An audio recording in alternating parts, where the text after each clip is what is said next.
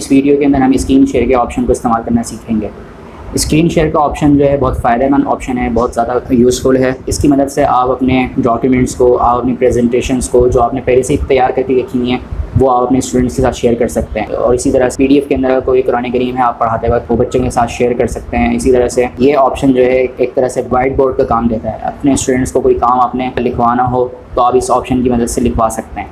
तो चलिए देखते हैं इसके ऑप्शन को किस तरह से इस्तेमाल करना है। हम स्क्रीन शेयर के ऑप्शन में क्लिक करेंगे और जाकर हम अब यहाँ पर ये विंडो खुल कर आएगी। अब विंडो जो सामने आ रही है इसमें काफ़ी सारी हमारे सामने ये ऑप्शन नज़र आ रहे हैं।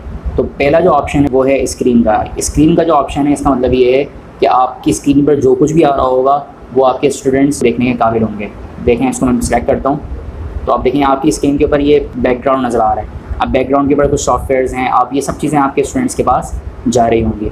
अब मैं इसमें कंप्यूटर के ऑप्शन को ऑन करता हूँ। अब स्क्रीन शेयर को ख़त्म करना है तो ये स्टॉप शेयर का ऑप्शन सबसे ऊपर नज़र आ रहा है, आपको इस पर क्लिक करेंगे तो ये आपकी स्क्रीन शेयर होना बंद हो जाएगी। इसी तरह से आप स्क्रीन शेयर के ऊपर और भी चीज़ें शेयर कर सकते हैं, जैसे कि ये वाइट बोर्ड है। वाइट बोर्ड पर आप क्लिक करेंगे तो आप वाइट बोर्ड के ऊपर आप टेक्स्ट को यहाँ पे लिख सकते हैं।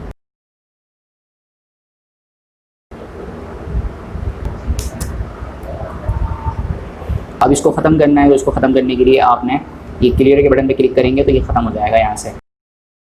और इसी तरह से आपने कोई ख़ास किस्म का सॉफ्टवेयर बच्चों के साथ शेयर करना है तो आप उसको भी शेयर कर सकते हैं। मिसाल के तौर पर मैं चाहता हूँ कि ये पावर पॉइंट मेरे पास ऑन हुआ है तो इस पावर पॉइंट को मैं शेयर करूँ, तो ये पावर पॉइंट की जो फाइल है तो मैं इस पावर पॉइंट की फ़ाइल को भी शेयर कर सकता हूँ।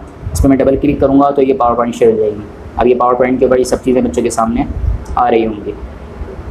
और इसी तरह से अगर आपने स्टूडेंट्स के साथ इंटरनेट के ऊपर कोई वेबसाइट, कोई लिंक एंड एड्रेस आपने बच्चों के सामने शेयर करना है तो आप गूगल क्रोम ब्राउज़र आपके सामने आ रहा है, इसको भी आप यहाँ से शेयर कर सकते हैं। तो मिसाल के तौर पर ये जैसे मेरे सामने व्हाट्सएप खुला हुआ है इस वक्त, तो मैं अगर बच्चों को व्हाट्सएप के ऊपर कोई मैसेज दिखाना चाहूँ तो भी कर सकता हूँ। तो इसी तरह से अगर मैं अपने स्टूडेंट्स को लेसन से मुताल्लिक कोई वीडियो इंटरनेट के ऊपर दिखाना चाहूँ तो स्क्रीन शेयर के ऑप्शन के ज़रिए से वो भी दिखा सकता हूँ। तो स्क्रीन शेयर के ऑप्शन पर दोबारा क्लिक करते हैं और ये गूगल क्रोम के ऑप्शन को शेयर करेंगे।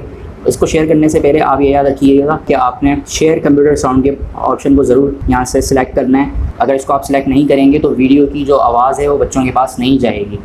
तो इसको हम सिलेक्ट करते हैं और उसके बाद शेयर के बटन पे क्लिक कर देते हैं। तो अब ये मिसाल के तौर पर यहाँ पर एक वीडियो आ रही है, मैं इसको सिलेक्ट करता हूँ। अब ये वीडियो बच्चों के पास इस वक्त लाइव चल रही होगी।